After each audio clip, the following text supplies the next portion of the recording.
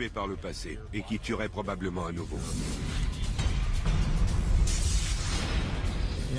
Vous savez, c'est comme quand on a la chair de poule. J'ai été frappé par les similarités. Il y avait un nœud coulant et une jeune femme noire enceinte qui avait peut-être été agressée sexuellement. C'est comme chercher une aiguille dans une botte de foin. L'enquête continue tant qu'on n'a pas trouvé le suspect.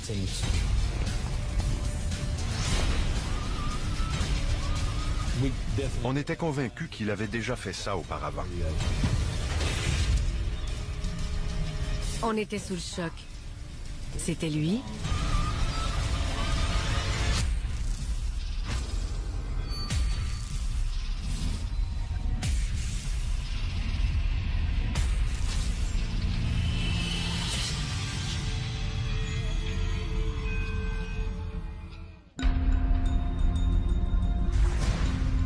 Jacksonville, en Floride, est une ville prisée par les touristes, reconnue pour son port, ses quartiers dynamiques et son superbe littoral. Mais de l'autre côté de ces plages achalandées se trouve un quartier défavorisé qui sera le théâtre d'une mystérieuse série de crimes pervers. Par une suffocante journée de juillet, Sherry Mack se rend à l'appartement de sa sœur, et ce n'est pas une simple visite de courtoisie. J'ai monté les escaliers de l'immeuble de ma sœur et j'ai frappé à sa porte. J'ai frappé à plusieurs reprises. Je sentais que quelque chose clochait. J'ai demandé au voisin s'il avait vu ma sœur. Il ne l'avait pas vue depuis qu'elle était partie avec les enfants ce matin-là. Il m'a demandé si ça allait et je lui ai dit que ce n'était pas normal. Tyresa Mack, 24 ans, est une mère monoparentale de 3 enfants. Cet après-midi-là, elle ne s'est pas présentée à son rendez-vous chez le médecin et elle n'est pas allée chercher ses enfants à la garderie. J'ai continué de frapper à sa porte. J'avais le pressentiment qu'elle était là. C'est pour ça que je ne suis pas partie. Elle n'était pas allée chercher ses enfants à l'école. Ce n'était pas normal. Pour elle, ses enfants passaient avant tout. Désespérée, Sherry a convaincu le voisin de l'aider à défoncer la porte. Tout était propre à l'intérieur. Mais quand je suis entrée dans la chambre, j'ai constaté des traces évidentes de lutte.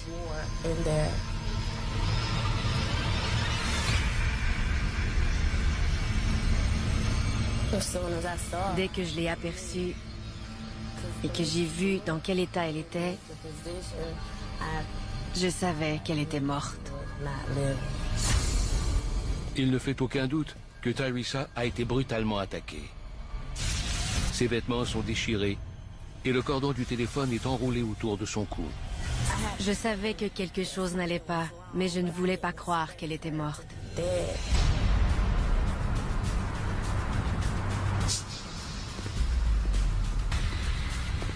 L'agent Rodney McKean, du bureau du shérif de Jacksonville, est le premier enquêteur à arriver sur la scène. Ce jour-là, mon équipe travaillait le soir. L'appel provenait d'un immeuble situé à 2 coins de rue de nos bureaux. Donc on s'y est vite rendu. Tout semblait en ordre à notre arrivée dans l'appartement de la victime. Ce n'est qu'en entrant dans la chambre qu'on a remarqué tout le désordre. On est venu à la conclusion qu'il y avait eu une violente confrontation dans la chambre. Elle était à moitié nue, mais elle avait une grosse éraflure sur son nez. La peau avait littéralement été arrachée.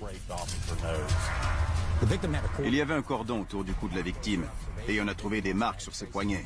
Donc elle avait probablement été ligotée aussi.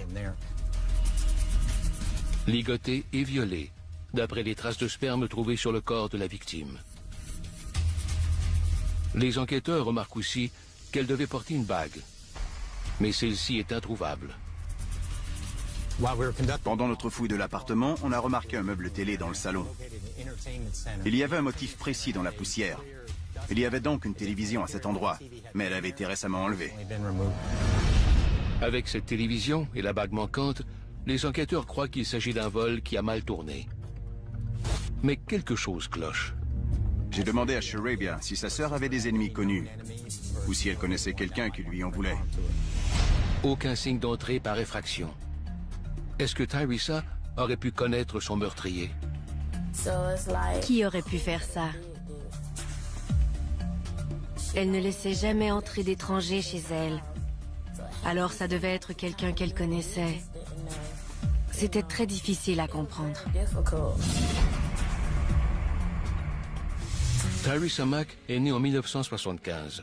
Elle est la troisième d'une famille de 6 enfants et elle a grandi à Jacksonville. Après avoir terminé son secondaire, elle a trouvé un emploi pour élever ses 3 enfants. Elle était très gentille et déterminée. C'était une bonne mère. Quand elle n'avait plus de travail, elle en cherchait un autre. Elle était allée passer une entrevue ce matin-là. Le dernier jour de sa vie, Tyresa Mack s'est élevée tôt pour aller reconduire ses enfants à la garderie. Par une chaleur accablante, elle était ensuite partie à la recherche d'un nouveau travail.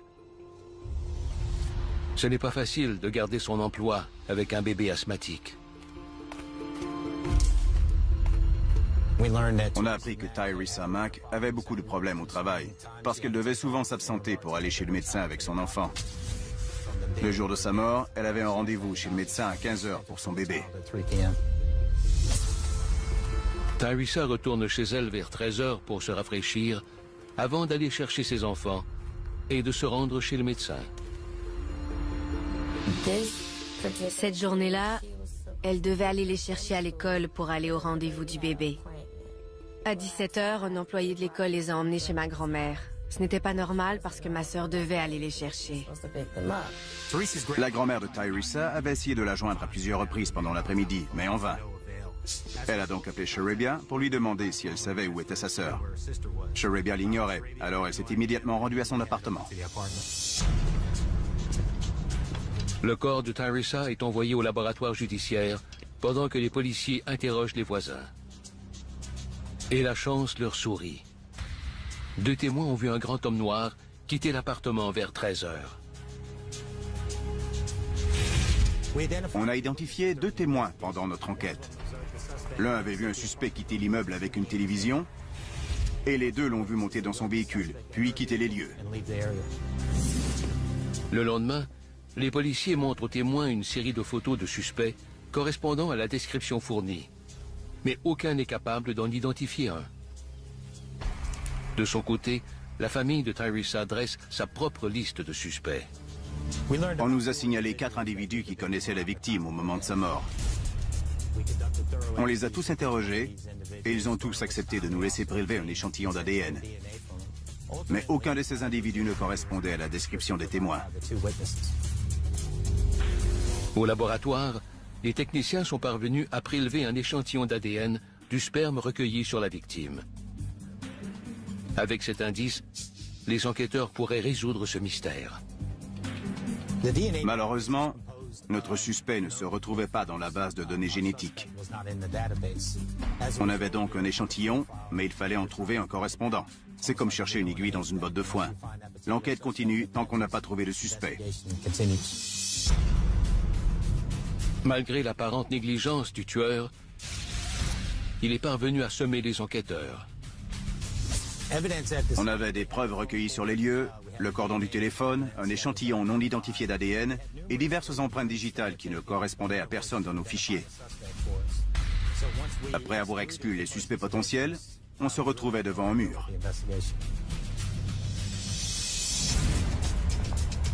Tyresa Mack était une très bonne citoyenne. C'était une jeune mère qui travaillait fort. On ne pouvait identifier personne qui avait un motif pour la tuer. L'enquêteur McKean a continué de travailler sur cette affaire, mais il avait épuisé toutes ses pistes. Et il n'avait toujours pas de suspect. Les semaines passent, puis les mois, et toujours pas de nouvelles pistes. Le meurtrier court toujours, et le mystère demeure entier. Qu'est-ce qui aurait pu le pousser à faire ça? Pourquoi elle? Je ne souhaite ça à personne. Mais elle avait des enfants. Et un bébé. Alors pourquoi elle? Le meurtre de Tyresa Mack est classé comme une affaire non résolue et le demeurera pendant encore 4 ans, jusqu'à ce que, par un jour d'hiver à Jacksonville, le tueur frappe à nouveau. Mais cette fois-ci, Il ne se contente pas de faire une seule victime.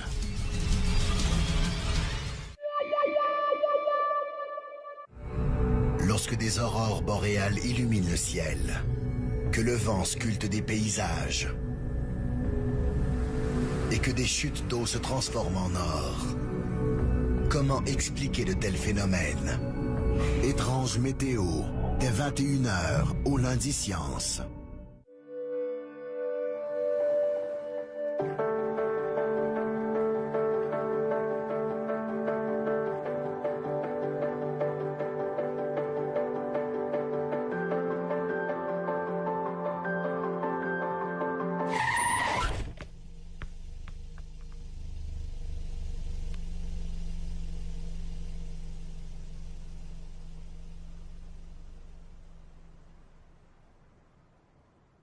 C'est notre destin à chacun qui nous a menés ici.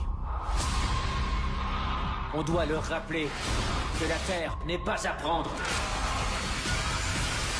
Celui-là est définitivement plus gros que le dernier. Dès maintenant. Les moisissures assiègent-elles votre salle de bain, votre laveuse ou votre sous-sol? Wesh! Où qu'elle se trouve, rien n'en vient à bout comme le détachant contre les moisissures CLR. Sa formule sans eau de javel nettoie sans vapeur irritante et dégage un frais parfum de propreté. En fait, c'est le seul produit en son genre qui porte le sceau environnemental de l'EPA. Il est donc plus sûr pour vous et votre famille. CLR pénètre en profondeur pour dissoudre les taches de moisissure sur presque toutes les surfaces, les laveuses à chargement frontal, les carreaux et le coulis. Le détachant contre les moisissures CLR nettoie vraiment les sous-sols où les taches de moisissure peuvent être tenaces. Le détachant contre les moisissures CLR. Enfin, un produit dur mais sûr qui respecte l'environnement. Dur contre la saleté, doux pour tout le reste. Participants: Canadian Tire, Home Hardware, Home Depot, Loblaws Provigo, Rona Renault Dépôt, Jean Coutu, BMR, Unimat, Walmart.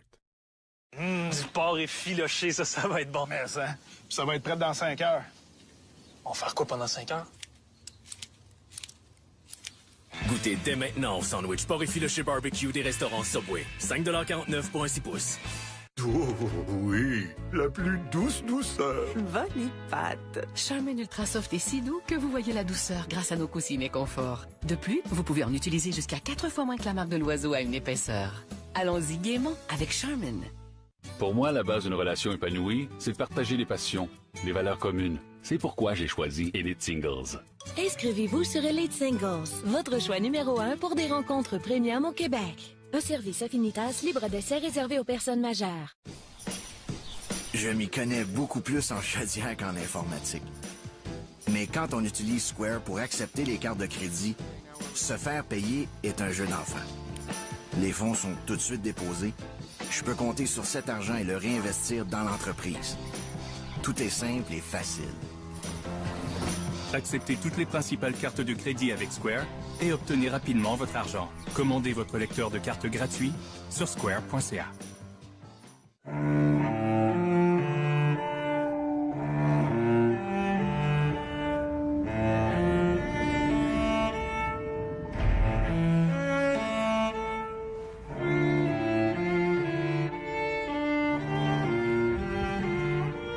Le froid n'engourdit jamais l'instinct d'un tueur.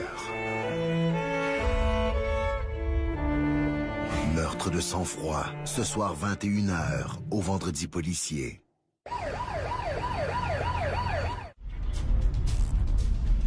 Il y a maintenant 4 ans que Tyresa Mack, une mère monoparentale, a été violée et étranglée dans son appartement. Le tueur s'est fait discret depuis. Mais il se prépare à sortir de l'ombre. À Jacksonville, en Floride, Sarah Anthony cherche son amie et voisine, Nikia Kilpatrick.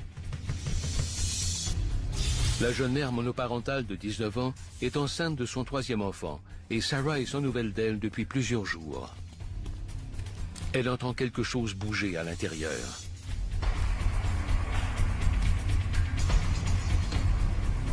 Un des enfants est venu à la fenêtre et a ouvert le store.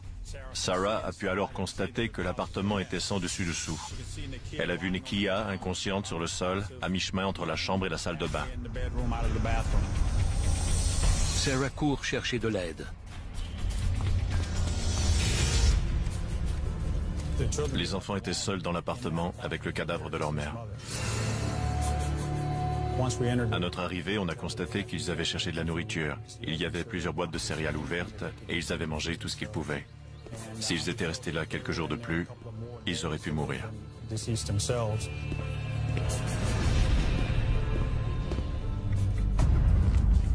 Pendant que les techniciens en scène de crime fouillent l'appartement, les enquêteurs examinent le corps.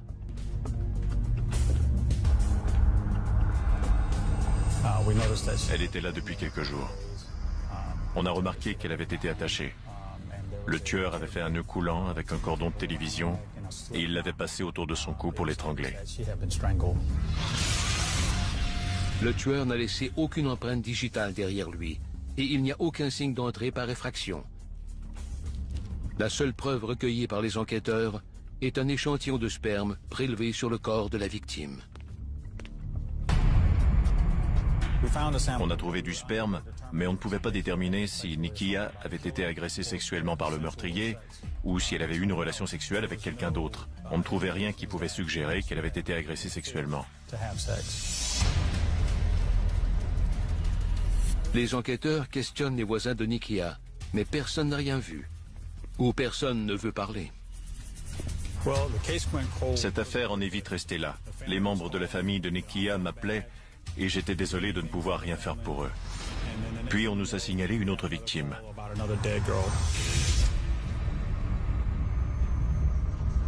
Dix jours après le meurtre de Nikia Kilpatrick, une autre jeune femme est retrouvée morte dans son appartement. La victime habite à 1,5 km de chez Nikia. Vous savez, c'est comme quand on a la chair de poule. Dans le même quartier, il y avait une autre jeune femme noire, morte, étranglée dans un appartement. Elle était enceinte. Tout le monde se demandait ce qui se passait. L'enquêteur David Smith est assigné à cette nouvelle affaire. Shawanda McAllister était une femme afro-américaine d'environ 20 ans. Elle étudiait les sciences de la santé. Elle était enceinte de 2 ou 3 mois. C'était une jeune femme sympathique et travaillante. Les policiers tiennent à discuter avec le petit ami d'origine jamaïcaine de Shawanda, Rashid Topey. Il avoue être entré par effraction dans l'appartement ce soir-là, mais c'était parce qu'il avait oublié ses clés. Rashid nous a raconté qu'il était rentré vers 23h30 ce soir-là. Personne ne répondait à la porte. Donc, il est entré par une fenêtre.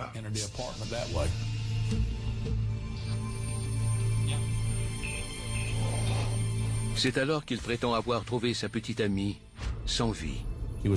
Elle était face contre terre au pied de son lit. Elle était dénudée en bas de la taille. Elle avait les chevilles attachées avec un cordon électrique qui provenait de la télévision. Et il y avait un autre cordon électrique autour de son cou. Elle est donc morte, étranglée.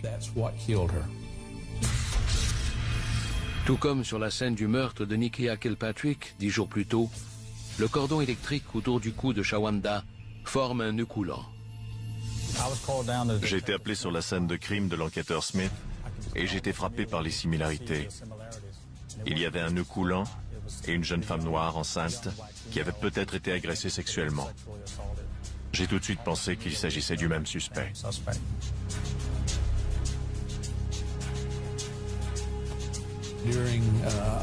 Pendant nos recherches, on a trouvé par terre un condom utilisé tout près du corps de Shawanda.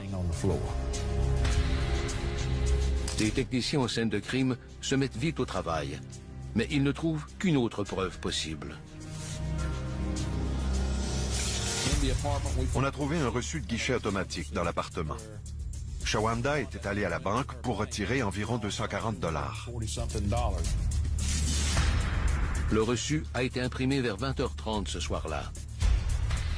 Mais avant que l'enquêteur Smith ne puisse explorer cette piste, il reçoit l'ordre d'interroger Rashid Topey. Mon sergent m'a dit qu'il fallait discuter avec le petit ami. Son histoire était très étrange. alors je devais l'interroger immédiatement. Il fallait que je procède très vite, alors je l'ai emmené au poste de police pour le questionner. Alors que la nouvelle de cet autre meurtre se répand à Jacksonville, la peur et la colère s'installent. La police doit mettre fin à cette série de meurtres dès que possible. Aurait-elle enfin mis la main sur l'assassin? Ou quelqu'un d'autre se prépare-t-il à frapper de nouveau?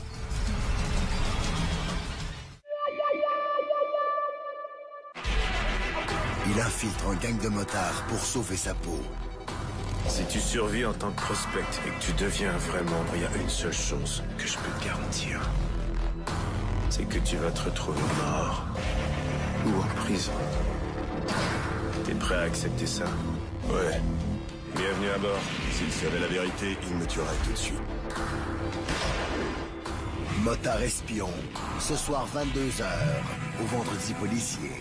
Les noisettes comme celles que l'on trouve dans la crème onctueuse de Bueno sont récoltées depuis plus de 9000 ans. Mais rassurez-vous, les nôtres viennent juste de l'être. Des gaufrettes croustillantes, onctueuses et aux noisettes. Bueno, découvrez la gourmandise à l'état fin. Que pensent les femmes du test de grossesse première réponse résultat précoce, dont la technologie avancée décèle plus de types de l'hormone de la grossesse? Que c'est une première. Des résultats précis jusqu'à 5 jours plus tôt. Première réponse, c'est une première. C'est normal d'en avoir des fantasmes, tout le monde en a, mais t'es pas obligé de les réaliser. C'est plus fun avec un gars ou avec une fille? Et toi, une belle blonde? Laquelle? Puis voyons donc, t'es-tu malade? Je coucherai jamais de la femme de mon frère. Hey! Le monde a changé. Pas eux. Je peux tout expliquer.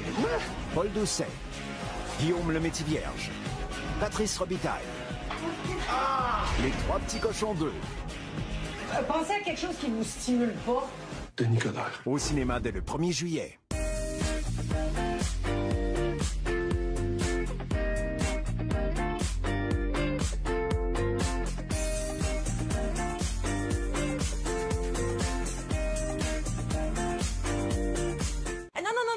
Comme ça, tu dois le rincer d'abord. C'est des pâtes plutôt. Ça se lavera pas, ça, là.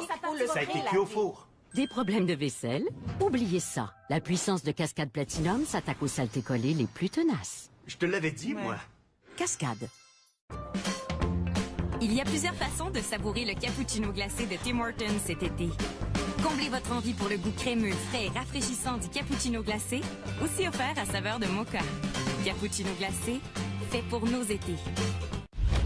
Qui que vous soyez, ou que vous alliez, il y a toujours quelqu'un qui veut vous oxyre. On ne combat pas un ennemi sans visage. Nous devons certes combattre, mais pas mourir nécessairement, pas si l'on nous porte secours. Qui va nous porter secours? Tout ce qu'ils nous ont volé, crois-moi, ils vont nous le rendre au centuple et plus encore. Le Trône de Fer, saison 6. Dès le 27 juin, à Super Écran. Oh oui, la plus douce douceur. Va les pattes. Charmin Ultra Soft est si doux que vous voyez la douceur grâce à nos coussinets confort. De plus, vous pouvez en utiliser jusqu'à 4 fois moins que la marque de l'oiseau à une épaisseur. Allons-y gaiement avec Charmin. Capteur avancé.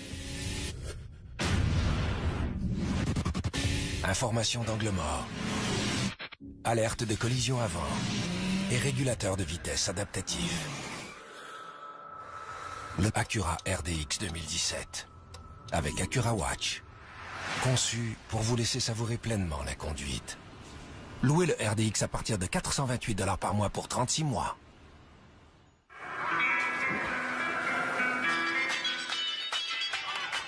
Bienvenue à La Havane, le joyau de Cuba. On adore nos vieilles américaines. Mais à cause de l'embargo, elles sont figées dans le temps. C'est pas simple de les garder en état de marche dans ces conditions. On y arrive en s'entraidant et en se servant de l'ingéniosité cubaine. Cuban Chrome, mardi 21h, à Canal D.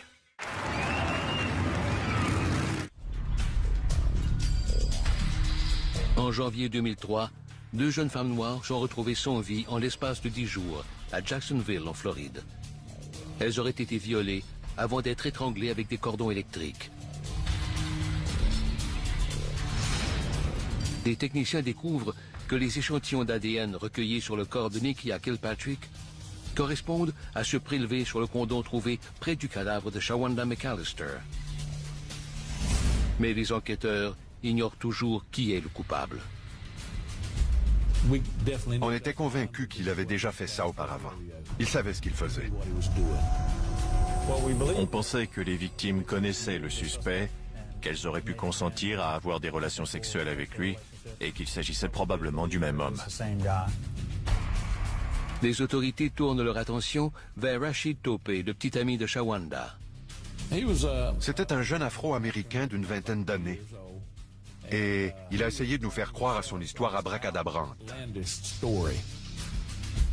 Rashid raconte à la police que Shawanda et lui étaient à la laverie plus tôt dans la soirée. Rashid exerçait le métier de plombier. Un peu avant 19 h, il a quitté Shawanda pour aller suivre un cours de plomberie dans une école technique locale. Rashid dit être retourné chez lui quelques heures plus tard. Il n'avait pas les clés de l'appartement et la porte était verrouillée. Il entendait de la musique à l'intérieur et la voix d'un autre homme en compagnie de Shawanda. Shawanda lui a dit de s'en aller et de revenir plus tard, qu'elle allait tout lui expliquer. Mais il avait besoin de ses vêtements de travail. Rashid lui a alors dit « Pourquoi me fais-tu ça, Shawanda? Tu attends mon enfant. » Rashid affirme avoir fait ce que Shawanda lui avait demandé. Elle a ensuite déposé ses vêtements dans le couloir et reverrouillé la porte. Rashid n'a jamais vu l'homme dans l'appartement. Il n'a entendu que sa voix. D'après sa description et le son de sa voix, c'était un homme de race noire. Mais il ne pouvait pas nous en dire plus. L'enquêteur Smith demande au suspect de se soumettre au détecteur de mensonges. Rashid a obtenu un résultat de +9 au test de polygraphie, ce qui est excellent. Il n'a montré aucun signe de nervosité.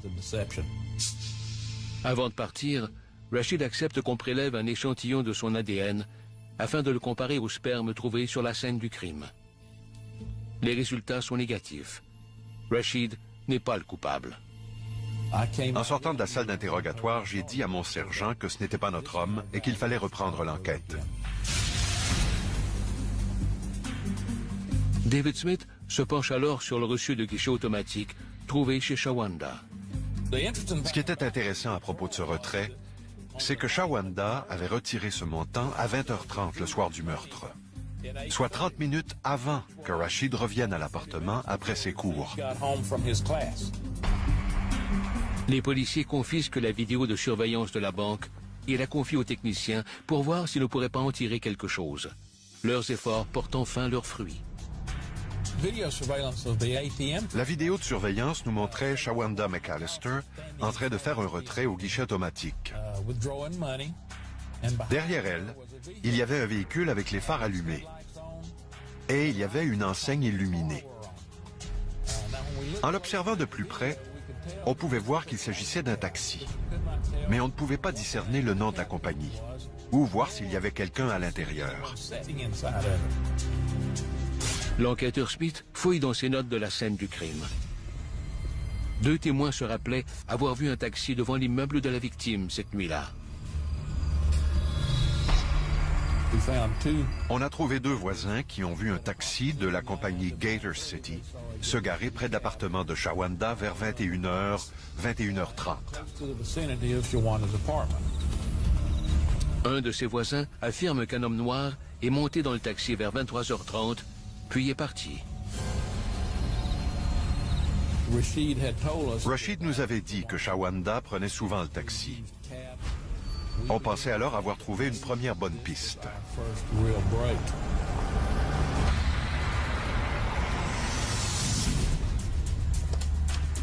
Les enquêteurs se rendent à la compagnie de taxi pour trouver qui a reconduit Shawanda chez elle la nuit de sa mort. J'ai questionné plusieurs chauffeurs de taxi, mais personne ne savait rien. Ils se souvenaient de Shawanda, mais ils ne pouvaient rien me dire au sujet du meurtre. Mais la police n'a pas interrogé tous les chauffeurs de taxi. 2 semaines plus tard, avant que les enquêteurs aient pu retrouver le chauffeur manquant, l'étrangleur de Jacksonville récidive. Un homme travaillait sur un chantier dans le nord-ouest de Jacksonville quand il a entendu des chiens aboyer. Il est allé voir ce qui se passait et il a trouvé le corps d'une jeune femme afro-américaine. Il a immédiatement prévenu la police. Mon confrère et moi sommes arrivés sur la scène. Mon confrère m'a dit qu'il avait vu quelque chose derrière l'endroit où je me trouvais. C'était le corps d'une deuxième femme de race noire. La disparition de ces deux jeunes femmes a été signalée par leur famille plusieurs jours auparavant. Leur corps porte des marques de strangulation. Les similitudes avec les affaires Kilpatrick et McAllister sont frappantes. Un des corps avait été laissé à la vue, l'autre était partiellement recouvert de feuilles mortes. En examinant les corps, on s'est aperçu que leurs mains étaient ligotées. Police say her body was dumped here in this construction site. They were both strangled. Mais qui sont-elles? J'ai parlé avec une enquêteuse du bureau des personnes disparues et elle nous a révélé que Giovanna Jefferson et Sarita Cohen étaient portées disparues depuis un bon moment. Giovanna Jefferson, 17 ans, a été portée disparue après n'être jamais rentrée d'une sortie au magasin. Sa famille m'a raconté que le matin de sa disparition, Giovanna avait reçu un appel d'un homme qu'elle appelait Dee. Elle devait aller le rencontrer et ils ne l'ont jamais revu. Les policiers parcourent les relevés téléphoniques de la disparue pour découvrir l'identité de cet homme mystérieux. Après avoir éliminé des dizaines d'amis et de proches, il ne leur reste qu'un nom. Paul DeRusso. Aurait-il enfin trouvé leur suspect? Nos supérieurs ont décidé que tous les enquêteurs participant à ces diverses enquêtes devraient se réunir pour élaborer une stratégie.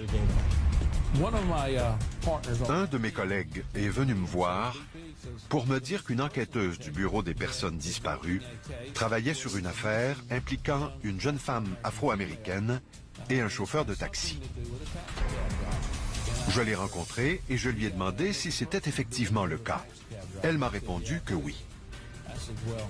Je lui ai alors demandé le nom du chauffeur de taxi. Elle m'a dit que c'était un homme du nom de Paul DeRusso. La chasse est ouverte. À ce moment-là, on ignorait l'ampleur de cette enquête. On ne savait pas si cet individu était dangereux ou jusqu'où cette enquête allait nous mener.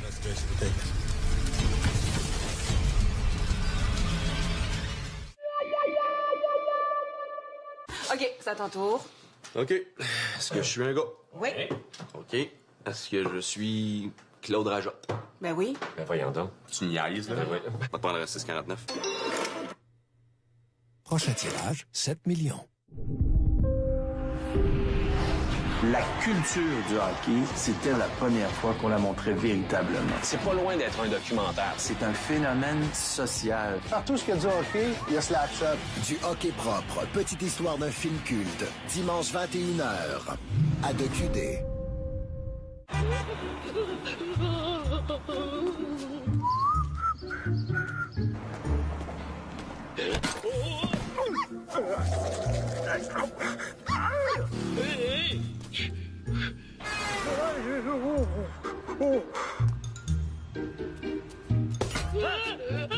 Vos serpilleriens ne se rendront pas tout seuls au point de dépôt. Aidez-les. Avec plus de 900 points de dépôt, c'est facile de recycler ces vieux appareils électroniques. Ouais, mes pieds sont morts, moi. Bon ben, on finit ça? Les nouvelles semelles Stimulating Step de Dr. Scholl's. Elles massent les points de pression à chaque pas pour un confort qui dure et procure un effet énergisant. Les nouvelles semelles Stimulating Step de Dr. Scholl's. On a fait plein de jeux. Il nous en reste un. Lequel de vous survivra à la purge cette année? Vous prenez des risques, madame. Il le faut. Je suis la seule de ma famille à avoir survécu. La purge doit être abolie au plus vite. Ici votre système d'urgence vous annonçant le début de la purge annuelle. On n'a qu'un seul but. Survivre. La purge, l'année électorale. L'été, quand le soleil est au rendez-vous et que les règles tombent, les repas commencent plus tard, alors qu'on reste ensemble plus longtemps. Et les idées pour nos repas ne sont limitées que par notre imagination. La saison est peut-être un peu courte, mais longue vie au repas estival. Le plat familial à 20 $ de PFK. Du vrai poulet du Québec élevé à la ferme et préparé dans nos cuisines pour vos tablées estivales. Peu importe où ce sera. Bon à s'en lécher les doigts. Que feriez-vous face à un tsunami, à une attaque de requin ou encore à une tornade? Analysez la situation. C'est comme ça que vous survivrez. Surtout ne tentez pas l'impossible. Ça ne sert à rien d'être courageux si c'est pour mourir. Face à la nature, le Grand Est, à 20h au lundi Science. Ce qui me plaît sur Elite Singles, c'est que je n'ai pas à trier les profils, seulement les contacter. Inscrivez-vous sur Elite Singles, votre choix numéro 1 pour des rencontres premium au Québec. Un service Affinitas libre d'essai réservé aux personnes majeures.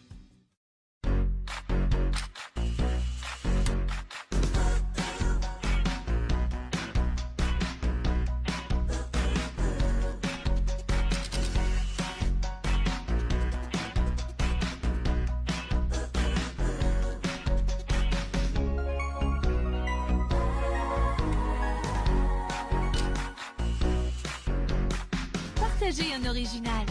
Fujifilm Instax Mini 8.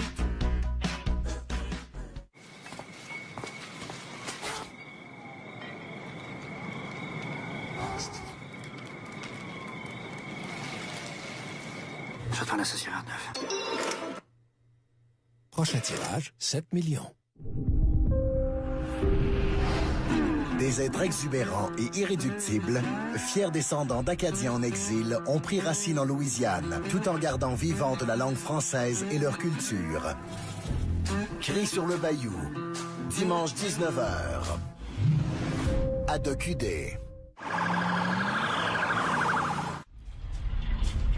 Un tueur en série fait régner la terreur à Jacksonville, en Floride. 4 jeunes femmes noires ont été étranglées dans les 5 premières semaines de l'année 2003. Les autorités ne savent pas qui sera la prochaine victime de ce prédateur. On a réalisé qu'on avait affaire à un tueur méthodique, qui avait déjà tué par le passé et qui tuerait probablement à nouveau. La police devait absolument le coincer. Leur principal suspect est Paul DeRusso, un chauffeur de taxi qui aurait été en contact avec au moins 2 des victimes avant leur meurtre. Les enquêteurs fouillent son passé. DeRusso s'était engagé dans l'armée à l'âge de 22 ans et il était basé en Allemagne. Paul DeRusso a rencontré sa femme en Allemagne. Les deux servaient dans l'armée. Ils se sont mariés, puis ils ont été transférés à Fort Benning, en Géorgie. C'est là que sa femme a donné naissance à leurs 2 filles. Mais DeRusso a un passé trouble. Il avait un casier judiciaire bien garni, avec des accusations de cambriolage, de violence conjugale et d'agression sexuelle. Il n'a jamais purgé de peine significative, car les procureurs ne sont jamais parvenus à le faire condamner. DeRusso est arrêté une première fois à l'âge de 21 ans pour possession d'armes à feu. Mais il ne reçoit qu'une peine de 3 ans de probation. En Géorgie, il est de nouveau appréhendé pour enlèvement et viol. On a découvert qu'il avait été exclu de l'armée pour cause d'indignité. En regardant son casier judiciaire, on s'est rendu compte qu'il avait toujours eu de la chance. Il se faisait arrêter, mais les accusations étaient souvent abandonnées, ou il plaidait coupable et recevait une peine réduite. Puis, il reprenait ses méfaits. Quand une personne croit pouvoir s'en sortir sans devoir répondre de ses gestes, elle devient très dangereuse, et la gravité de ses crimes s'amplifie. Peu de temps après son renvoi de l'armée, DeRusso déménage sa famille à Jacksonville, où il occupe divers petits emplois, notamment comme mécanicien automobile. On a trouvé dans son casier judiciaire qu'il avait été arrêté pour agression sexuelle sur une jeune femme de 19 ans à Jacksonville en 2001. Tamika Thomas marchait pour se rendre au travail quand Paul DeRusso l'a abordée. Il lui a demandé si elle était célibataire. Elle lui a dit qu'elle s'en allait chez elle. Il lui a offert d'aller la reconduire. Elle l'a décrit comme étant un homme beau et charmant. Tamika Thomas a affirmé qu'elle avait eu plusieurs relations sexuelles avec Paul DeRusso. Mais un jour, elle a remarqué un suçon sur son cou et elle a mis fin à leur relation. Après qu'elle eut rompu avec lui, il a perdu les pédales. Il l'a agrippée par le cou, il l'a projetée contre la sécheuse, il l'a prise, il a déchiré ses vêtements et il l'a violée. Il lui aurait aussi dit que s'il ne pouvait pas la voir, personne ne l'aurait. DeRusso est arrêté pour agression sexuelle, mais il échappe encore une fois à la justice quand ses avocats obtiennent une accusation réduite de voie de fait simple. J'ai trouvé l'enquêteur qui avait travaillé sur cette affaire et je l'ai appelé pour lui demander s'il avait fait un prélèvement sur le suspect. Il m'a répondu que oui, c'était la procédure normale. Mais il faudra attendre plusieurs jours avant de connaître les résultats du laboratoire judiciaire. Pendant ce temps, les enquêteurs doivent recueillir le plus d'éléments de preuve possible pour espérer épingler ce suspect. En Floride, lorsqu'on arrête quelqu'un pour meurtre, on a un délai à respecter pour l'emmener devant les tribunaux. Le décompte commence dès qu'on l'appréhende. Si on ne peut pas lui faire subir son procès dans ce délai, l'affaire est close. Donc, il fallait trouver un moyen d'appréhender DeRusso, parce qu'on savait qu'il allait tuer à nouveau. L'agression de Tamika Thomas en 2001 procure aux policiers le prétexte qu'ils cherchaient. DeRusso ne respecte pas les conditions de sa probation. Une des conditions de sa probation était qu'il devait suivre une thérapie psychosexuelle. Il ne l'a pas fait. Ils ont donc pu l'arrêter pour non-respect de sa probation. Le groupe tactique d'intervention encercle la maison de Paul DeRusso pour procéder à son arrestation.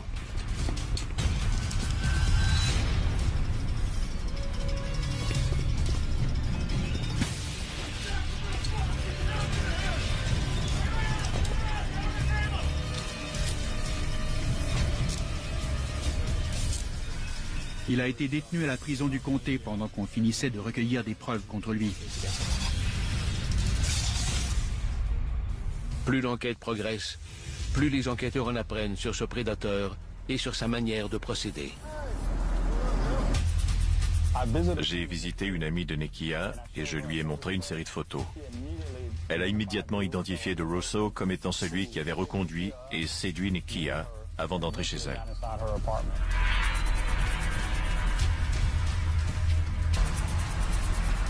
DeRusso a mis à profit son emploi de chauffeur de taxi et son charme naturel pour séduire une autre victime, Shawanda McAllister. Une des personnes que j'ai interrogées a mentionné que le jour de la mort de Shawanda correspondait à la première journée de travail de Paul DeRusso. Il aurait recueilli Shawanda au centre-ville pour aller la reconduire à son appartement pendant l'après-midi, vers 15 ou 16 heures.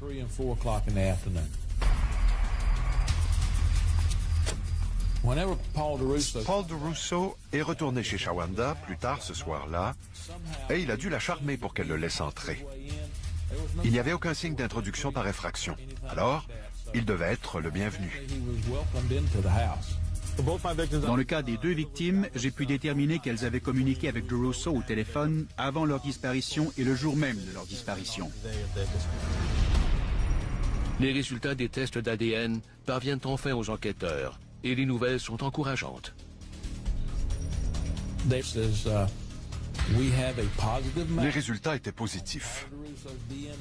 L'ADN de Paul DeRusso correspondait à celui trouvé sur les lieux du meurtre de Shawanda McAllister. Il correspondait aussi à celui trouvé sur la scène de crime chez Nekia Kilpatrick. J'ai alors dit, on le tient, je ne l'oublierai jamais. Les enquêteurs portent 5 chefs d'accusation de meurtre au premier degré contre DeRusso. Ils ajoutent aussi 2 accusations de violence envers les enfants pour avoir laissé les enfants de Nekia Kilpatrick avec le cadavre de leur mère. On a amené DeRusso dans la salle d'interrogatoire.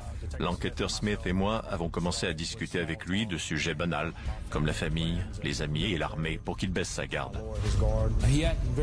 Il était très détendu et arrogant. Il ne s'inquiétait pas du tout, parce qu'il était convaincu qu'il pourrait encore s'en sortir sans être tenu responsable de quoi que ce soit. À un moment donné, on lui a parlé des filles. Les enquêteurs passent aux choses sérieuses. On avait installé un tableau chronologique de tous les meurtres dans une autre pièce. Après avoir commencé l'interrogatoire, on s'est levé et on s'est dirigé dans cette pièce pour lui présenter notre tableau. Tout ce qu'il a voulu admettre, c'est qu'il avait été arrêté à ces occasions, mais qu'il n'avait rien à voir avec ces meurtres. Il disait qu'on n'avait aucune preuve contre lui. On lui a montré qu'on avait trouvé son ADN sur les victimes, mais il continuait de nier avoir eu des relations sexuelles avec elles. Il ne réalisait pas que son ADN le démasquait et le condamnait. Les enquêteurs sont certains d'avoir enfin attrapé l'étrangleur de Jacksonville. Ils restent donc bouche bée quand le procureur de district rejette leur dossier. Il prétend qu'il repose surtout sur des preuves circonstancielles. Les traces d'ADN prouvent uniquement que DeRusso a eu des relations sexuelles avec les victimes. Rien ne prouve qu'il les ait tuées.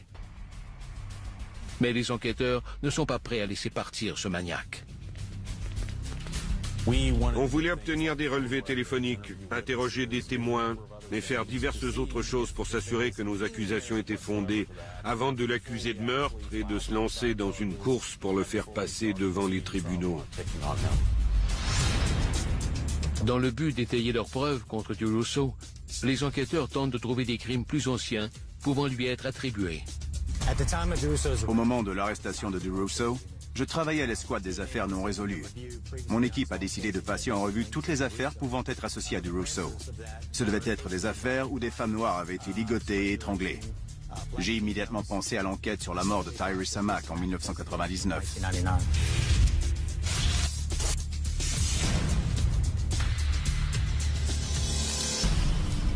Après tant d'années, les policiers auraient-ils enfin trouvé le meurtrier de Tyrese? Je me souviens d'avoir lu des articles sur un chauffeur de taxi accusé de meurtre. On le connaissait. On ne le connaissait pas personnellement, mais on l'avait déjà vu. Il travaillait dans notre quartier. On était sous le choc. C'était lui? Vous avez été piégé. Votre vie ne vous appartient plus. Elle est entre ses mains. Ils feront tout pour l'arrêter. Mais votre temps est compté. Arriveront-ils à temps? Comme si vous y étiez, au Vendredi policier. Les nouveaux mixtes de Tic Tac. Ils changent de saveur dans votre bouche. Ils ont d'abord le goût de cerise, puis de cola. Oh! Aussi offert en appréhendé Paul DeRusso, un chauffeur de taxi de Jacksonville pour une série de meurtres. Or, puisque leur dossier repose en grande partie sur des preuves circonstancielles, un verdict de culpabilité est loin d'être garanti. Les enquêteurs cherchent donc une preuve qui leur permettrait d'incriminer ce suspect. On savait que l'ADN de Paul DeRusso avait été retrouvé sur plusieurs des victimes. On savait qu'il avait commis plusieurs meurtres par le passé, mais on n'était pas certain de savoir tout sur ces crimes. Donc les enquêteurs ont rouvert de vieux dossiers pour trouver des similitudes. J'ai choisi une douzaine de dossiers que j'ai soumis au laboratoire. Le premier était celui du meurtre de Tyrese Mack en 1999. Je savais qu'il était très étoffé et qu'il comprenait un échantillon d'ADN. J'étais impatient de voir s'il correspondait. Par une chaude journée d'été, Tyrese Mack, une mère monoparentale, a été violée et étranglée dans son propre appartement.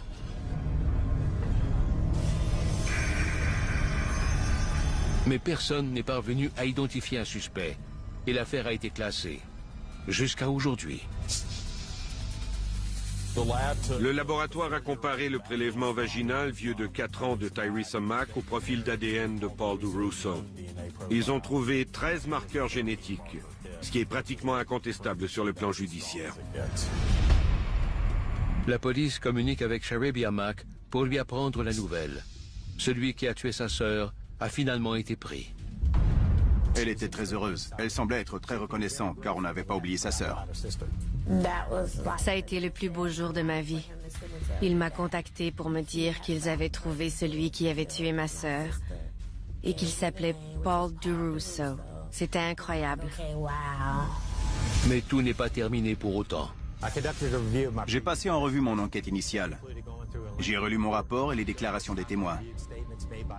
J'ai réexaminé toutes les preuves associées à cette affaire. J'ai tout revérifié.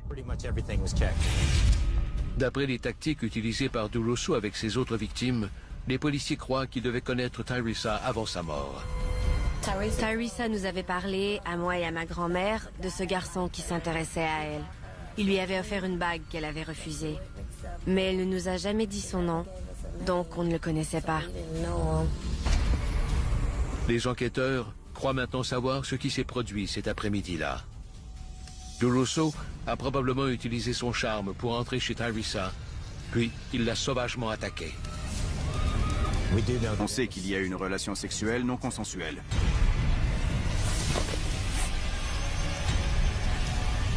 Tyresa a essayé de se défendre, mais DeRusso était trop fort. Et une fois ligotée, elle ne pouvait plus rien faire.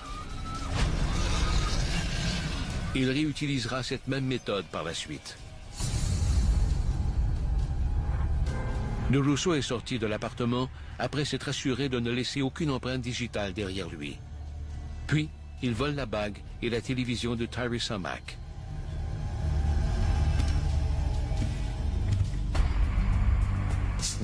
Un témoin l'avait vu apporter un téléviseur à sa voiture. Un autre l'a vu revêtu d'un uniforme de travail bleu. On savait que le téléviseur de Tyresa Mack avait été volé et que Paul DeRusso travaillait comme mécanicien au moment du meurtre et qu'il devait porter un bleu de travail. Les enquêteurs examinent de nouveau les déclarations des témoins. Je suis retourné voir nos premiers témoins avec une série de photos de 6 personnes, dont DeRusso. Les 5 autres n'étaient là que pour brouiller les pistes. C'étaient tous des sujets de même race et qui se ressemblaient. Le premier témoin a immédiatement identifié DeRusso comme étant le suspect. Mais le deuxième témoin hésite. Elle dit n'avoir vu DeRusso que de côté. Les enquêteurs lui présentent donc une nouvelle série de photos de profil. Paul DeRusso a un profil très distinct, avec une pomme d'Adam proéminente. J'ai rencontré le procureur Mac Havner, et il m'a révélé que mon dossier était le plus solide pour inculper DeRusso. Il m'a dit de me préparer à aller en cours. Le procureur de district surprend les médias lorsqu'il annonce que DeRusso ne sera accusé que d'un seul meurtre, celui de Tyresa Mack. Et l'État demandera la peine de mort. Dans le dossier de Tyresa Mack, on avait une correspondance parfaite d'ADN et des témoins qui l'avaient vu sur la scène du crime au moment où l'homicide aurait eu lieu, selon nous.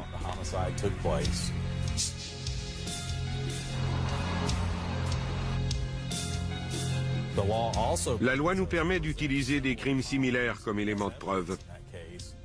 Alors on a avisé la Cour qu'on allait faire référence au meurtre de Nikia Kilpatrick et de Shawanda McAllister dans cette affaire. Car ces crimes ressemblaient beaucoup au meurtre de Tyresa Mack. The sheriff says he hopes Paul DeRusso's arrest will bring them some comfort and bring relief to the people of Jacksonville. And the community breathes a sigh of relief that a serial killer who once preyed upon young women in our community is off the street. Après un procès de 2 semaines, Paul DeRusso est reconnu coupable du meurtre au premier degré de Tyresa Mack.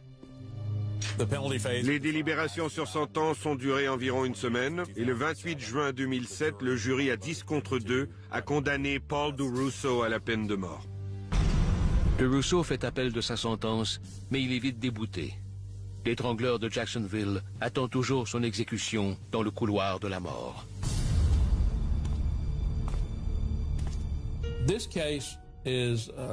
Cette affaire fut l'une des rares sur lesquelles j'ai travaillé où toute l'escouade des homicides a collaboré.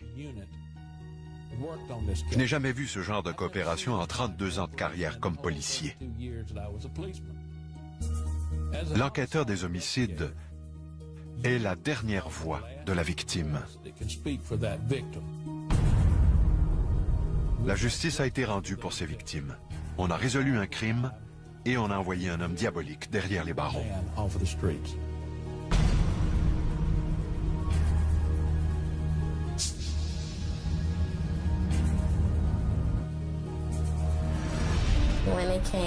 Quand la sentence est tombée, tout le monde a été soulagé. Tout le monde pleurait. Ma mère pleurait et on s'est tous embrassés. C'est difficile à expliquer. On était tout simplement heureux que tout ça soit enfin terminé. Ils l'ont attrapé, mais ça ne ramènera jamais ma sœur.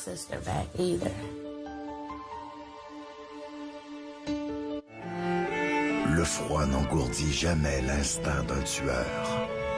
Meurtre de sang-froid, dans un instant, à Canal D.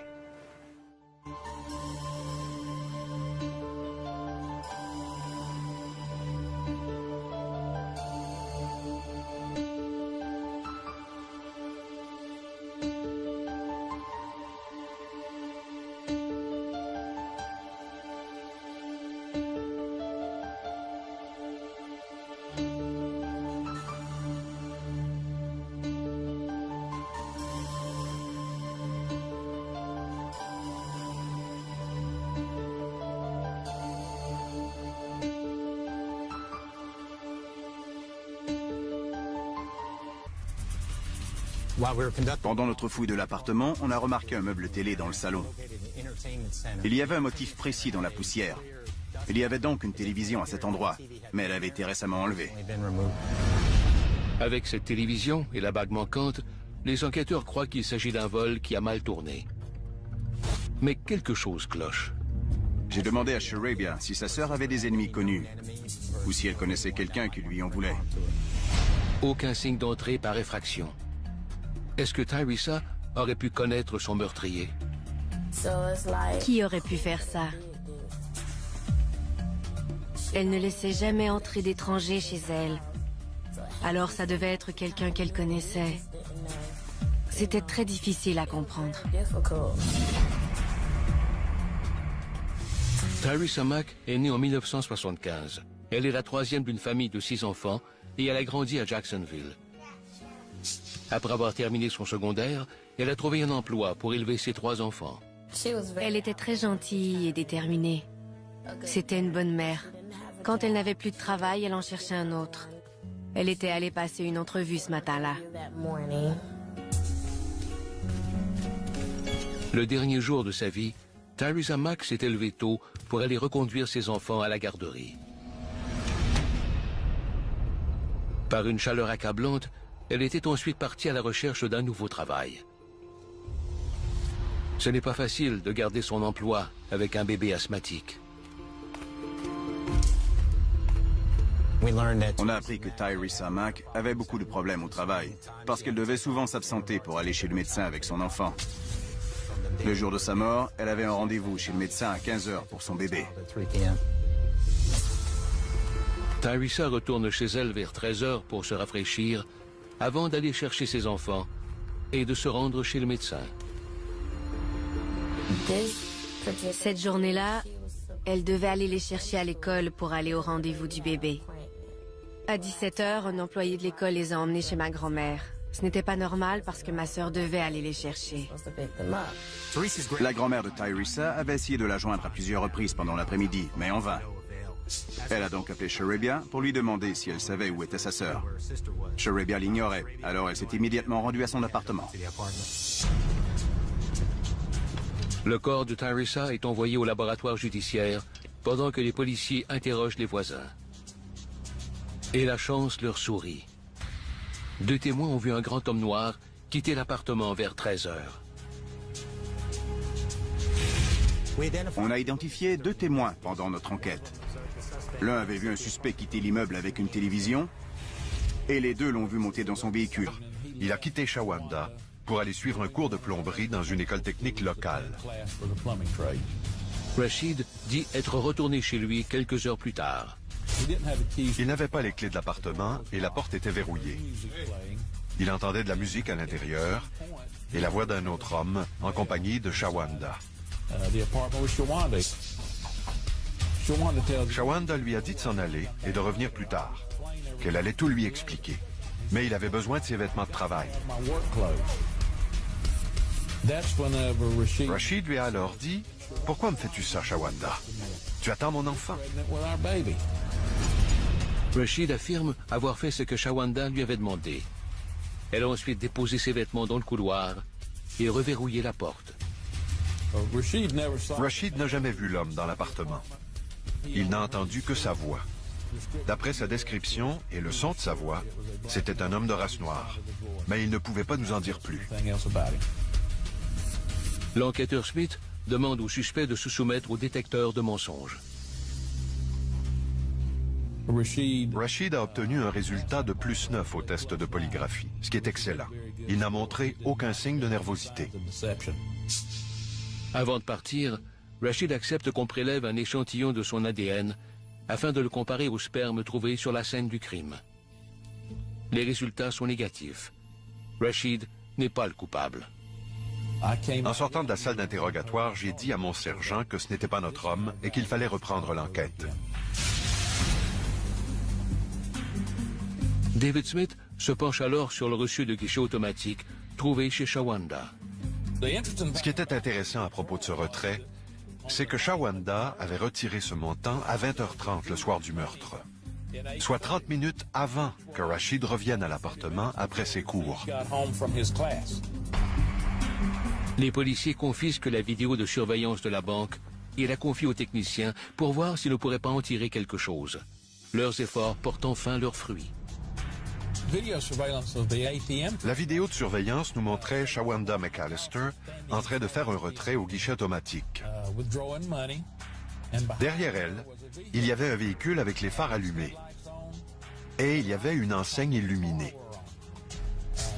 En l'observant de plus près, on pouvait voir qu'il s'agissait d'un taxi. Mais on ne pouvait pas discerner le nom de la compagnie ou voir s'il y avait quelqu'un à l'intérieur. L'enquêteur Smith fouille dans ses notes de la scène du crime.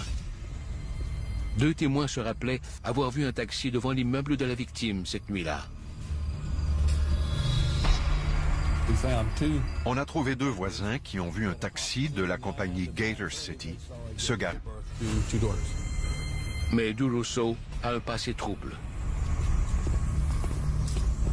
Il avait un casier judiciaire bien garni, avec des accusations de cambriolage, de violence conjugale et d'agression sexuelle. Il n'a jamais purgé de peine significative, car les procureurs ne sont jamais parvenus à le faire condamner. DeRusso est arrêté une première fois à l'âge de 21 ans pour possession d'armes à feu. Mais il ne reçoit qu'une peine de 3 ans de probation. En Géorgie, il est de nouveau appréhendé pour enlèvement et viol. On a découvert qu'il avait été exclu de l'armée pour cause d'indignité. En regardant son casier judiciaire, on s'est rendu compte qu'il avait toujours eu de la chance. Il se faisait arrêter, mais les accusations étaient souvent abandonnées, ou il plaidait coupable et recevait une peine réduite. Puis, il reprenait ses méfaits. Quand une personne croit pouvoir s'en sortir sans devoir répondre de ses gestes, elle devient très dangereuse, et la gravité de ses crimes s'amplifie. Peu de temps après son renvoi de l'armée, DeRusso déménage sa famille à Jacksonville, où il occupe divers petits emplois, notamment comme mécanicien automobile. On a trouvé dans son casier judiciaire qu'il avait été arrêté pour agression sexuelle sur une jeune femme de 19 ans à Jacksonville en 2001. Tamika Thomas marchait pour se rendre au travail quand Paul DeRusso l'a abordée. Il lui a demandé si elle était célibataire. Elle lui a dit qu'elle s'en allait chez elle. Il lui a offert d'aller la reconduire. Elle l'a décrit comme étant un homme beau et charmant. Tamika Thomas a affirmé qu'elle avait eu plusieurs relations sexuelles avec Paul DeRusso. Mais un jour, elle a remarqué un suçon sur son cou et elle a mis fin à leur relation. Après qu'elle eut rompu avec lui, il a perdu les pédales. Il l'a agrippée par le cou, il l'a projetée contre la sécheuse, il l'a prise, il a déchiré ses vêtements et il l'a violée. Il lui aurait aussi dit que s'il ne pouvait pas la voir, personne ne l'aurait. DeRusso est arrêté pour agression sexuelle, mais il échappe encore une fois à la justice quand ses avocats obtiennent une accusation réduite de voies de fait simple. J'ai trouvé l'enquêteur qui avait travaillé sur cette affaire et je l'ai appelé pour lui demander s'il avait fait un prélèvement sur le suspect. Il m'a répondu que oui. C'était la procédure normale. Mais il faudra attendre plusieurs jours avant de connaître les résultats du laboratoire judiciaire. Pendant ce temps, les enquêteurs doivent recueillir le plus d'éléments de preuve possible pour espérer épingler ce suspect. En Floride, lorsqu'on arrête quelqu'un pour meurtre, on a un délai à respecter pour l'emmener devant les tribunaux. Bien vraiment, il y a une seule chose que je peux te garantir. C'est que tu vas te retrouver mort ou en prison. T'es prêt à accepter ça? Ouais. Bienvenue à bord. S'il savait la vérité, il me tuerait tout de suite. Motard espion, ce soir 22h, au Vendredi policier. Les noisettes comme celles que l'on trouve dans la crème onctueuse de Bueno sont récoltées depuis plus de 9000 ans. Mais rassurez-vous, les nôtres viennent juste de l'être. Des gaufrettes croustillantes, onctueuses et aux noisettes. Bueno, découvrez la gourmandise à l'état fin. Que pensent les femmes du test de grossesse première réponse résultat précoce, dont la technologie avancée décèle plus de types de l'hormone de la grossesse? Que c'est une première. Des résultats précis jusqu'à 5 jours plus tôt. Première réponse, c'est une première. C'est normal d'en avoir des fantasmes, tout le monde en a, mais t'es pas obligé de les réaliser. Tu me fun avec un gars ou avec une fille? Et toi, une belle blonde? Laquelle? Et voyons donc, t'es-tu malade? Je coucherai jamais avec la femme de mon frère. Hey! Le monde a changé. Pas eux. Je peux tout expliquer. Paul Doucet, Guillaume le Métis-Vierge, Patrice Robitaille, Les Trois Petits Cochons 2. Pensez à quelque chose qui vous stimule pas. Denis Coderre. Au cinéma dès le 1er juillet.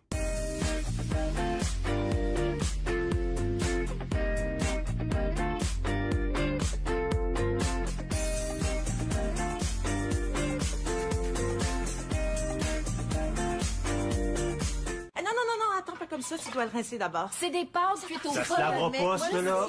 Ça a été cuit au four. Des problèmes de vaisselle? Oubliez ça. La puissance de Cascade Platinum s'attaque aux saletés collées les plus tenaces. Je te l'avais dit, moi. Cascade. Il y a plusieurs façons de savourer le cappuccino glacé de Tim Hortons cet été. Comblez votre envie pour le goût crémeux, frais et rafraîchissant du cappuccino glacé, aussi offert à saveur de mocha. Cappuccino glacé, fait pour nos étés.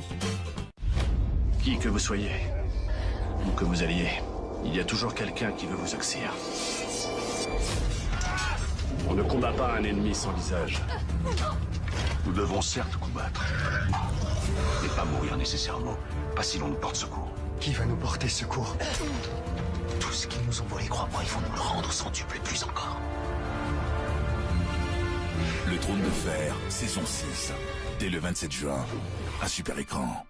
Oh oui, la plus douce douceur. Bonne pâte. Charmin Ultra Soft est si doux que vous voyez la douceur grâce à nos coussinets confort. De plus, vous pouvez en utiliser jusqu'à 4 fois moins que la marque de l'oiseau à une épaisseur. Allons-y gaiement avec Charmin. Capteur avancé. La femme de mon frère? Hey! Le monde a changé. Pas eux. Je peux tout expliquer. Paul Doucet, Guillaume le Métis-Vierge, Patrice Robitaille, Les Trois Petits Cochons 2. Pensez à quelque chose qui vous stimule pas. Denis Coderre. Au cinéma dès le 1er juillet.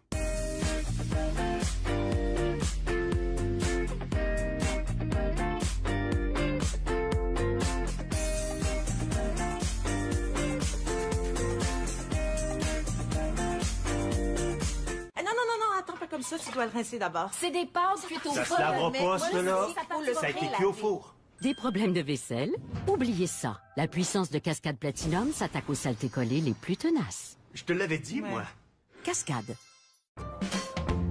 Il y a plusieurs façons de savourer le cappuccino glacé de Tim Hortons cet été.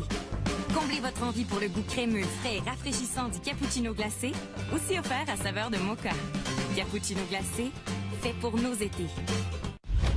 Qui que vous soyez, où que vous alliez, il y a toujours quelqu'un qui veut vous oxyre. On ne combat pas un ennemi sans visage. Nous devons certes combattre, Mais pas mourir nécessairement, pas si l'on nous porte secours. Qui va nous porter secours? Tous ceux qui nous ont volé, crois-moi, ils vont nous le rendre centuple et plus encore. Le Trône de Fer, saison 6. Dès le 27 juin, à Super Écran. Oh oui, la plus douce douceur. Bonne pâte. Charmin Ultra Soft est si doux que vous voyez la douceur grâce à nos coussinets confort. De plus, vous pouvez en utiliser jusqu'à 4 fois moins que la marque de l'oiseau à une épaisseur. Allons-y gaiement avec Charmin. Capteur avancé. Information d'angle mort. Alerte de collision avant. Et régulateur de vitesse adaptatif. Le Acura RDX 2017. Avec Acura Watch. Conçu pour vous laisser savourer pleinement la conduite. Louez le RDX à partir de 428 $ par mois pour 36 mois.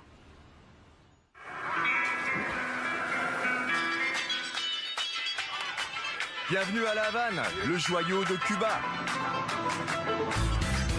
On adore nos vieilles américaines. Mais à cause de l'embargo, elles sont figées dans le temps. C'est pas simple de les garder en état de marche dans ces conditions. On y arrive en s'entraidant et en se servant de l'ingéniosité cubaine. Cuban Chrome, mardi 21h, à Canal D.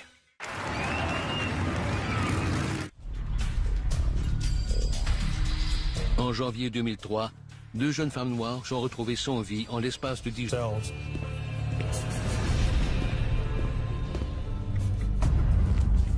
Pendant que les techniciens en scène de crime fouillent l'appartement, les enquêteurs examinent le corps.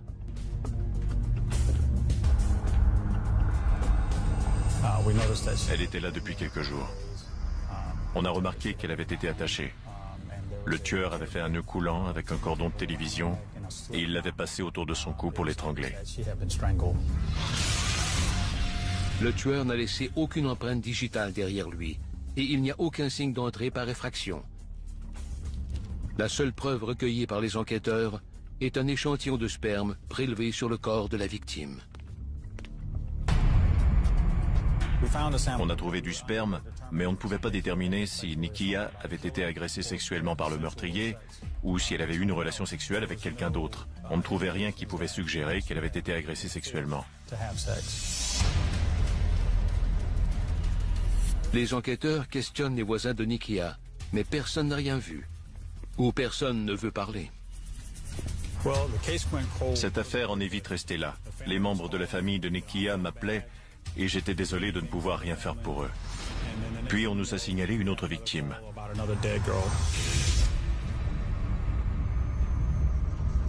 Dix jours après le meurtre de Nikia Kilpatrick, une autre jeune femme est retrouvée morte dans son appartement.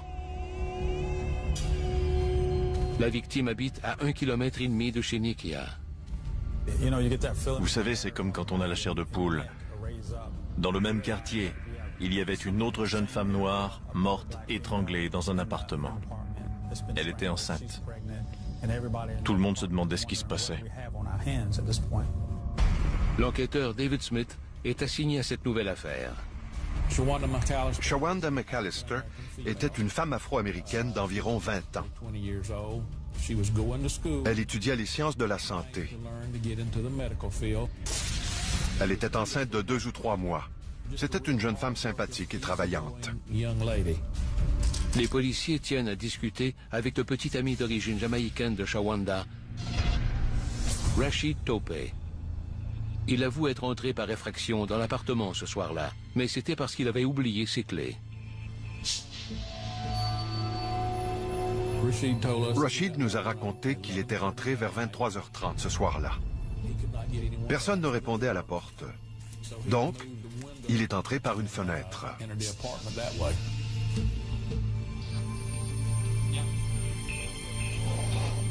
C'est alors qu'il prétend avoir trouvé sa petite amie sans vie. Elle était face contre terre au pied de son lit. Elle était dénudée. Pendant qu'on finissait de recueillir des preuves contre lui.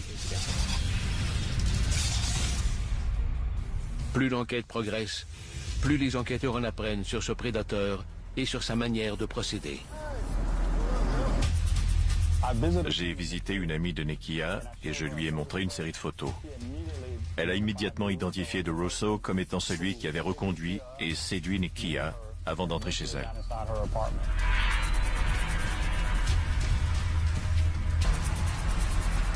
DeRusso a mis à profit son emploi de chauffeur de taxi et son charme naturel pour séduire une autre victime, Shawanda McAllister. Une des personnes que j'ai interrogées a mentionné que le jour de la mort de Shawanda correspondait à la première journée de travail de Paul DeRusso. Il aurait recueilli Shawanda au centre-ville pour aller la reconduire à son appartement pendant l'après-midi, vers 15 ou 16 heures.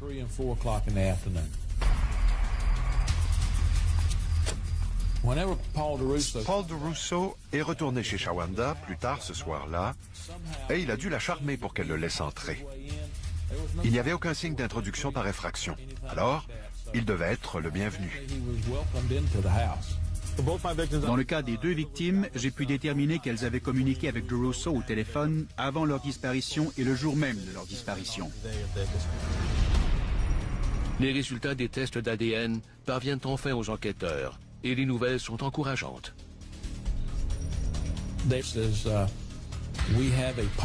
Les résultats étaient positifs.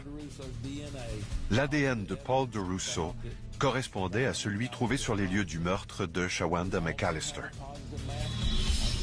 Il correspondait aussi à celui trouvé sur la scène de crime chez Nikia Kilpatrick. J'ai alors dit, on le tient, je ne l'oublierai jamais. Les enquêteurs portent 5 chefs d'accusation de meurtre au premier degré contre DeRusso. Ils ajoutent aussi 2 accusations de violence envers les enfants pour avoir laissé les enfants de Nikia Kilpatrick avec le cadavre de leur mère. On a amené DeRusso dans la salle d'interrogatoire. L'enquêteur Smith et moi avons commencé à discuter avec lui de sujets banals, comme la famille, les amis et l'armée, pour qu'il baisse sa garde. Il était très détendu et arrogant.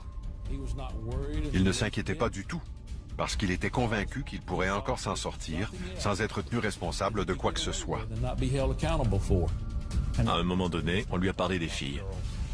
Les enquêteurs passent aux choses sérieuses. On avait installé un tableau chronologique de tous les meurtres dans une autre pièce. Après avoir commencé l'interrogatoire, on s'est levé et on s'est dirigé dans cette pièce pour lui présenter. Et il n'y a aucun signe d'entrée par effraction. La seule preuve recueillie par les enquêteurs est un échantillon de sperme prélevé sur le corps de la victime. On a trouvé du sperme, mais on ne pouvait pas déterminer si Nikia avait été agressée sexuellement par le meurtrier ou si elle avait eu une relation sexuelle avec quelqu'un d'autre. On ne trouvait rien qui pouvait suggérer qu'elle avait été agressée sexuellement. Les enquêteurs questionnent les voisins de Nikia, mais personne n'a rien vu. Ou personne ne veut parler. Cette affaire en est vite restée là. Les membres de la famille de Nikia m'appelaient et j'étais désolé de ne pouvoir rien faire pour eux. Puis on nous a signalé une autre victime.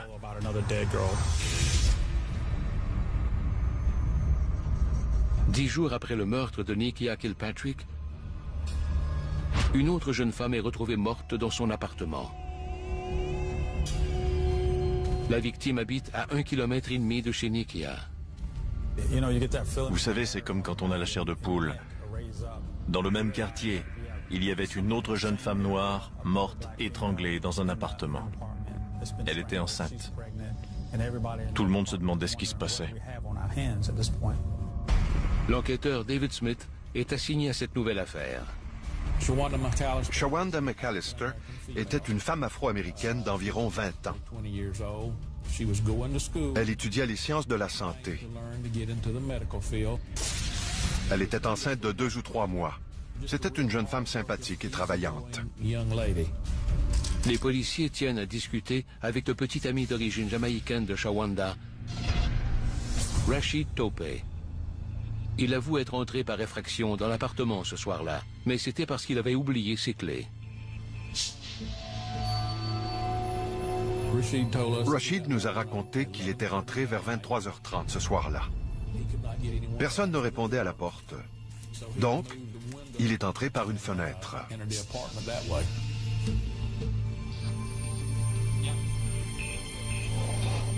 C'est alors qu'il prétend avoir trouvé sa petite amie sans vie. Elle était face contre terre au pied de son lit. Elle était dénudée en bas de la taille. Elle avait les chevilles attachées avec un cordon électrique qui provenait de la télévision. Et il y avait un autre cordon électrique autour de son cou. Elle est donc morte, étranglée. Tout comme sur la scène du meurtre de Nikia Kilpatrick 10 jours plus tôt, le cordon électrique autour du cou de Shawanda forme un nœud coulant. J'ai été appelé sur la scène de crime de l'enquêteur Smith et j'ai été frappé par les similarités. Il y a un taxi de la compagnie Gator City se garait près de l'appartement de Shawanda vers 21h, 21h30. Un de ses voisins affirme qu'un homme noir est monté dans le taxi vers 23h30, puis est parti. Rashid nous avait dit que Shawanda prenait souvent le taxi. On pensait alors avoir trouvé une première bonne piste.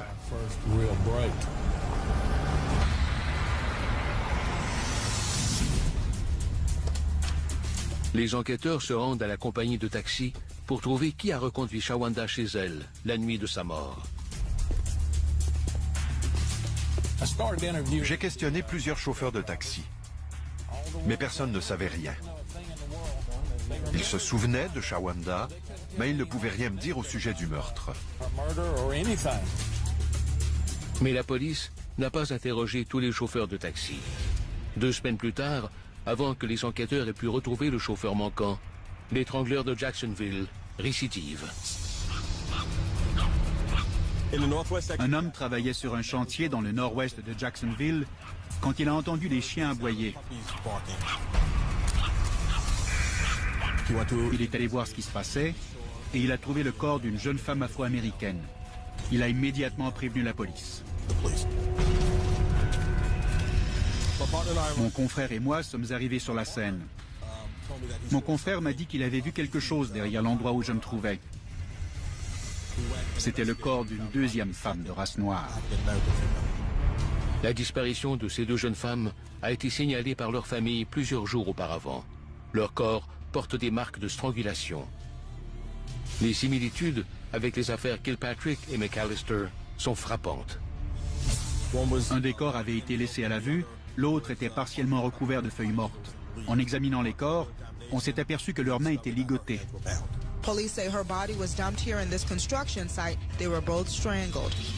Mais qui sont-elles? J'ai parlé avec une enquêteuse du bureau des personnes disparues et elle nous a révélé que Giovanna Jefferson et Serita Cohen étaient portées disparues depuis un bon moment.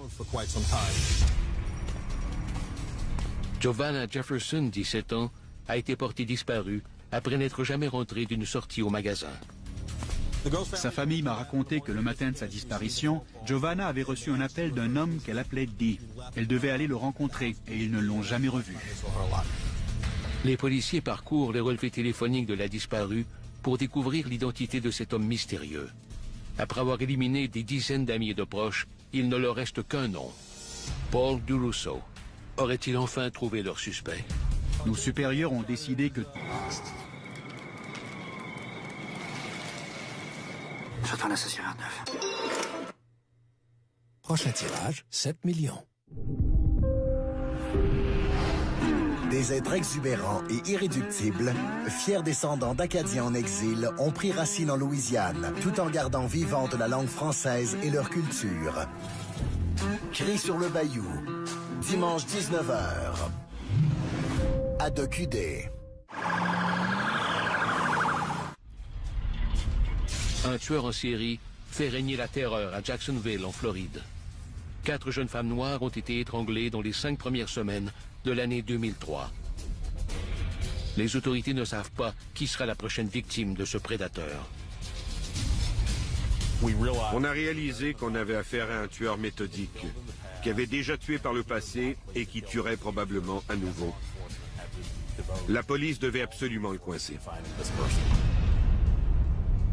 Leur principal suspect est Paul DeRusso, un chauffeur de taxi qui aurait été en contact avec au moins 2 des victimes avant leur meurtre. Les enquêteurs fouillent son passé. DeRusso s'était engagé dans l'armée à l'âge de 22 ans et il était basé en Allemagne. Paul DeRusso a rencontré sa femme en Allemagne. Les deux servaient dans l'armée. Ils se sont mariés, puis ils ont été transférés à Fort Benning, en Géorgie. C'est là que sa femme a donné naissance à leurs deux filles. Mais DeRusso a un passé trouble. Il avait un casier judiciaire bien garni, avec des accusations de cambriolage, de violence conjugale et d'agression sexuelle. Il n'a jamais purgé de peine significative, car les procureurs ne sont jamais parvenus à le faire condamner. DeRusso est arrêté une première fois à l'âge de 21 ans pour possession d'armes à feu. Mais il ne reçoit qu'une peine de 3 ans de probation. En Géorgie, il est de nouveau appréhendé pour enlèvement et viol. On a découvert qu'il avait été exclu de l'armée pour cause d'indignité. En regardant son casier judiciaire, on s'est rendu compte qu'il avait toujours eu de la chance. Il se faisait arrêter, mais les accusations étaient souvent abandonnées, ou il plaidait coupable et recevait une peine réduite. Puis, il reprenait ses méfaits. Quand une personne croit pouvoir s'en sortir sans devoir répondre de ses gestes, elle devient très dangereuse, et la gravité de ses crimes s'amplifie. Peu de temps après son renvoi de l'armée, DeRusso déménage sa famille à Jacksonville, où il occupe divers petits emplois, notamment comme mécanicien automobile. On a trouvé dans son casier judiciaire qu'il avait été arrêté pour agression sexuelle sur une jeune femme de tiers. Il y avait donc une télévision à cet endroit, mais elle avait été récemment enlevée. Avec cette télévision et la bague manquante, les enquêteurs croient qu'il s'agit d'un vol qui a mal tourné. Mais quelque chose cloche. J'ai demandé à Sharabia si sa sœur avait des ennemis connus, ou si elle connaissait quelqu'un qui lui en voulait. Aucun signe d'entrée par effraction. Est-ce que Tyresa aurait pu connaître son meurtrier? Qui aurait pu faire ça?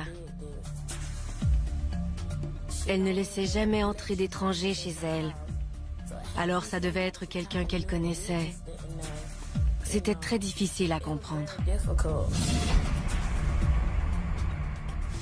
Tyresa Mack est née en 1975. Elle est la troisième d'une famille de 6 enfants et elle a grandi à Jacksonville. Après avoir terminé son secondaire, elle a trouvé un emploi pour élever ses 3 enfants. Elle était très gentille et déterminée. C'était une bonne mère. Quand elle n'avait plus de travail, elle en cherchait un autre. Elle était allée passer une entrevue ce matin-là. Le dernier jour de sa vie, Tyresa Mack s'est levée tôt pour aller reconduire ses enfants à la garderie. Par une chaleur accablante, elle était ensuite partie à la recherche d'un nouveau travail.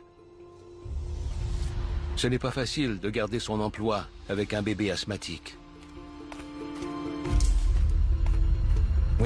On a appris que Tyresa Mack avait beaucoup de problèmes au travail, parce qu'elle devait souvent s'absenter pour aller chez le médecin avec son enfant. Le jour de sa mort, elle avait un rendez-vous chez le médecin à 15 h pour son bébé. Tyresa retourne chez elle vers 13 h pour se rafraîchir, avant d'aller chercher ses enfants et de se rendre chez le médecin. Cette journée-là, elle devait aller les chercher à l'école pour aller au rendez-vous du bébé. À 17 h, un employé de l'école les a emmenés chez ma grand-mère. Ce n'était pas normal parce que ma sœur devait aller les chercher. La grand-mère de Tyresa avait essayé de la joindre à plusieurs reprises pendant l'après-midi, mais en vain. Elle a donc appelé Sharabia pour lui demander si elle savait où était sa sœur. Sharabia l'ignorait, alors elle s'est immédiatement rendue à son appartement. Le corps de Tyresa est envoyé au laboratoire judiciaire pendant que les policiers interrogent les voisins. Et la chance leur sourit. 2 témoins ont vu un grand homme noir quitter l'appartement vers 13 h. On a identifié 2 témoins pendant notre enquête. L'un avait vu un suspect quitter l'immeuble avec une télévision, et les 2 l'ont vu monter dans son véhicule, puis quitter les lieux. Le lendemain, les policiers montrent aux témoins une série de photos de suspects correspondant sûr qui respectent l'environnement, dur contre la saleté, doux pour tout le reste.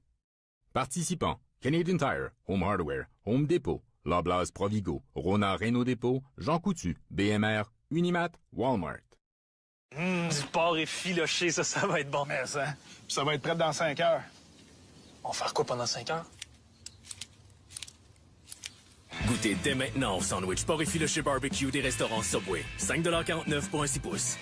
Oh oui, la plus douce douceur. Volée pâte. Charmin Ultra Soft est si doux que vous voyez la douceur grâce à nos coussinets confort. De plus, vous pouvez en utiliser jusqu'à 4 fois moins que la marque de l'oiseau à une épaisseur. Allons-y gaiement avec Charmin.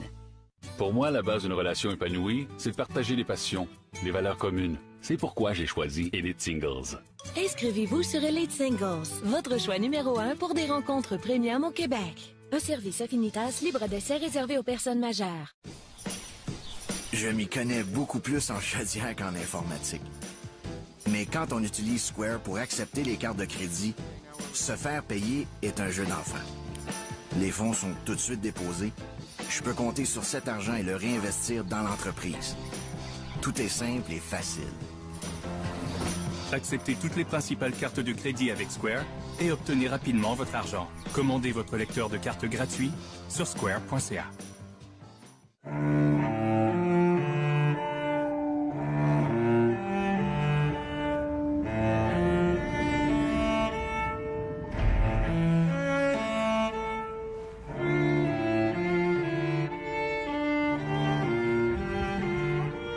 Le froid n'engourdit jamais l'instinct d'un tueur.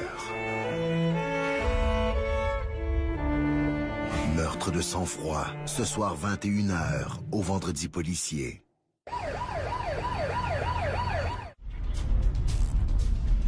Il y a maintenant 4 ans que Tyrese Mack, une mère monoparentale, a été violée et étranglée dans son appartement. Le tueur s'est fait discret depuis. Mais il se prépare à sortir de l'ombre. À Jacksonville, en Floride, Sarah Anthony cherche son amie et voisine, Nikia Kilpatrick. La jeune mère monoparentale de 19 ans est enceinte de son 3e enfant et Sarah est sans nouvelles d'elle depuis plusieurs jours. Elle entend quelque chose bouger à l'intérieur.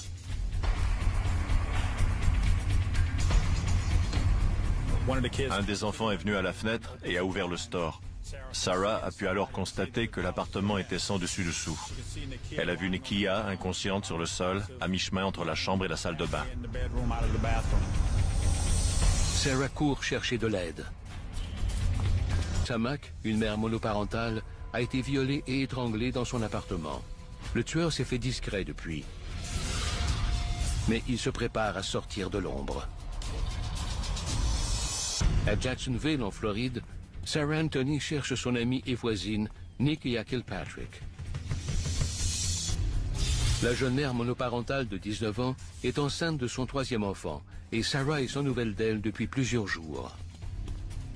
Elle entend quelque chose bouger à l'intérieur.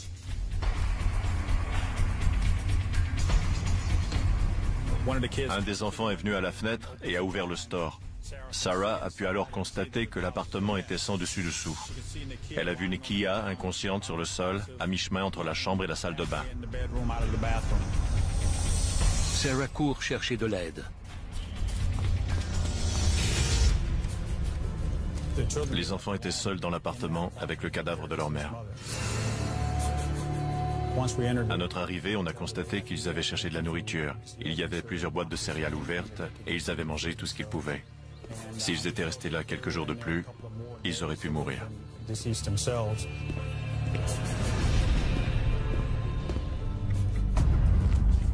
Pendant que les techniciens en scène de crime fouillent l'appartement, les enquêteurs examinent le corps.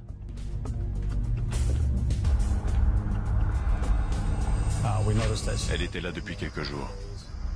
On a remarqué qu'elle avait été attachée. Le tueur avait fait un nœud coulant avec un cordon de télévision et il l'avait passé autour de son cou pour l'étrangler. Le tueur n'a laissé aucune empreinte digitale derrière lui et il n'y a aucun signe d'entrée par effraction. La seule preuve recueillie par les enquêteurs est un échantillon de sperme prélevé sur le corps de la victime.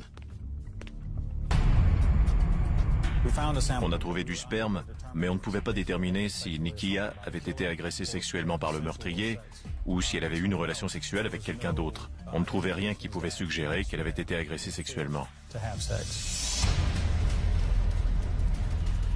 Les enquêteurs questionnent les voisins de Nikia, mais personne n'a rien vu. Ou personne ne veut parler. Cette affaire en est vite restée là. Les membres de la famille de Nikia m'appelaient et j'étais désolé de ne pouvoir rien faire pour eux. Puis on nous a signalé une autre victime.